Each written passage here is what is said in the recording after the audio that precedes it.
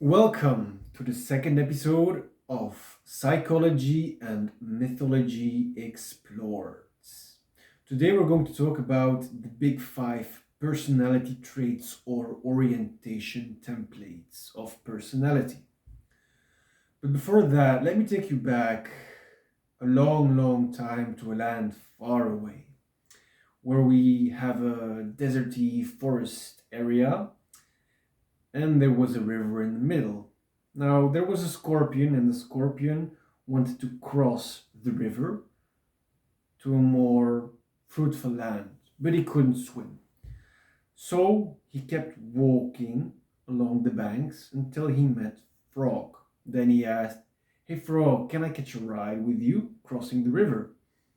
The frog looked at him like he was mad. He said, "You're mad, lad. You're a Scorpio. You're gonna sting me and I'm gonna die." Scorpio said, "No, that would be foolish. If I'd sting you, we'll both die." Frog thought about it and then he said, Yeah, you're right. Okay, hop on, let's cross." So they started making their way across the river till they came midway and then sting. The frog felt a white, hot, sharp sting in his back, and quickly after that, everything became numb. Frog, still surprised of this action, said, "Idiot, now we're both gonna die." And the scorpion simply replied, "I am so sorry. It is in my nature." And then they both drowned. The moral of the story is that you can always trust the nature of the beast. We have genetic tendencies, predispositions, and although it's not absolute, the big majority of the time, for the big majority of the people, you can trust their nature. Humans have a certain nature, dogs have a certain nature, males have a certain nature, and females have a certain nature. You can trust their nature a lot more than you can trust what they say or what they claim to have done. Look at their actions and look at their nature. So, let us go back to the big five personality traits, or as I've researched, there's actually six of them. Now, a simple way would be to think of the ocean. O for openness, C for conscientiousness, E for extraversion, A for agreeableness, and N for neuroticism. Now, these are templates, these are boxes, these are spectra. So they always fluctuate a little bit by people, by time. And it's never absolute, but you can make an estimated guess of who this person is, and especially what is this person going to be good at and what is he's not good at, his weaknesses and his strengths. So to start with openness, if you are low at the spectrum of openness, you're like a more consistent, cautious, maybe you could even say boring person. While at the higher end of openness, you are more like an extravagant, careless person. If we look at the second trait, conscientiousness, we can have somebody who is low,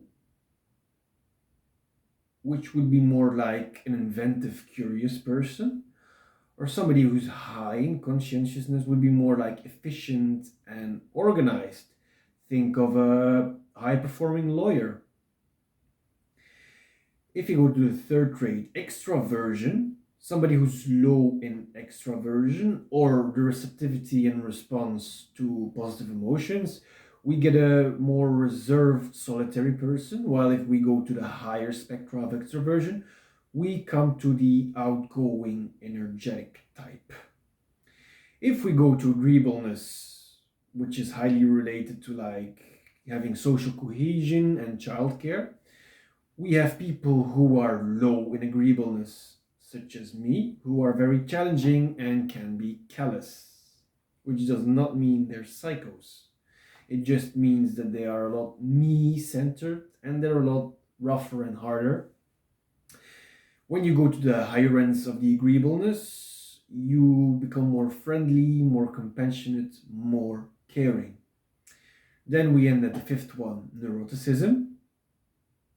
People who are high in neuroticism are very sensitive, very nervous, Could be a poisonous mushroom, could be a dangerous snake, eagle, tiger behind the bush. There's danger in every place at every time. Or you can be rather low in neuroticism, which makes you very resilient and confident. For example, if you're the top predator, there's not much that can fuzz you because it just doesn't really exist. You are the apex predator. Of course, there is some plasticity in these matters. For example, if you're a 10-year-old boy, then you're not going to be able to fend off big predators. However, the 10-year-old boy with the proper practice and the proper training can become a 20-year-old apex hunter. So, of course, I told you there's a sixth one not discussed in this big five, which would be, as I call it, the need for power and the need for sexual power, you might as well call it. It's the need for significance, for status.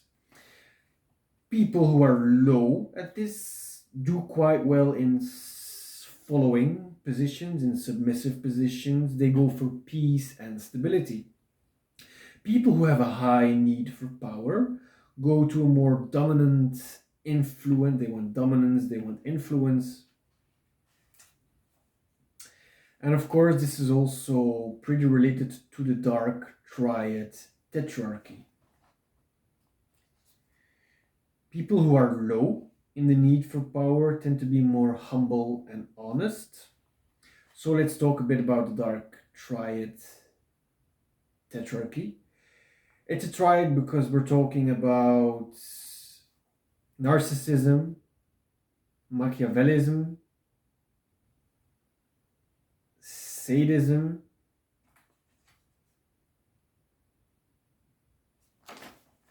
now we make choices, and as time progresses we tend to break down, and the opportunities, the windows of opportunities, they slowly close at us. Now you can wonder, like, what are my foundations? If you build a good house on sand, it's going to be bye-bye house. If you build your foundations on rotten fundamentals, it's also going to be bye-bye house. So everybody deserves a new shot, a new chance. But then you wonder, a man who committed violent acts in the past, many times over, although men tend to be dominantly violent between prime mating ages between 15 and 25. That's when they're really violent. Because violence is a good indicator of who's going to reproduce. No woman wants a nice guy, and no woman wants a man who can't make strong allies or who can get laid. That's very repulsive. So you have to be a strong, healthy, attractive version of yourself. There's also this reasoning, be the best version of yourself, blah, blah, blah, blah, blah, blah. That's like the perfect idealism, but that's not true. Like, there are several roads you can take which lead to a good future. And there are several roads that you can take who will lead to a bad future. But somebody who's smart and hardworking, he might probably be a good lawyer or a good doctor. But as you can see, if you invest a decade of time in one direction, you'll be a strong version of yourself, but it's not that way. So you have to be flexible and ready to change. Now, these are some things to think about, like genetically, are you a morning lark or a night owl? Some people are more like what I call temperate turtles. They are more chill, go more with the flow. But then you also have like bloodhounds or hares. It's like high action, high risk, high reward. There's always nervous, always things to do.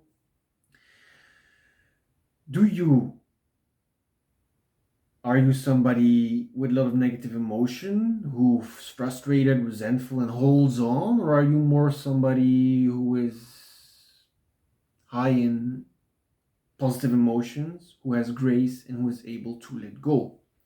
Are you predominantly me centered or are you predominantly other centered? Now, all these traits that I'm listing, they're not necessarily bad or good, they're just a scale and they can be used for good or evil. Some people are feelers, some people are thinkers. And depending of the dominant type that you are, you will do better in those professions and those paths than others. Are you somebody like a grasshopper who likes to eat now, or are you like an ant who likes to eat tomorrow with the risk that it's being stolen by bandits and that you just starve? Do you prefer order, structure, and rules, or do you thrive in chaos, flexibility, and anarchy? Are you somebody who wants a balance between 9 to 5 job and a lot of spare time, or do you go for a full career? Are you somebody who separates private and professional life, or are you somebody who completely intertwines those? Are you somebody who accepts who and what you are and who goes for healing society, or are you somebody who doesn't accept what is happening around you and goes more for improvements to add for society, or do you prefer to destroy? There are all several paths that you can take, and they are not necessarily good or evil, but the choices that you make do have an effect on who you are and what you do. So the next thing to think about would be our weekly methodology and our push for consistency. Now, although this is just a second vlog, this will be upgraded and I will see you in the next one. Thank you for watching.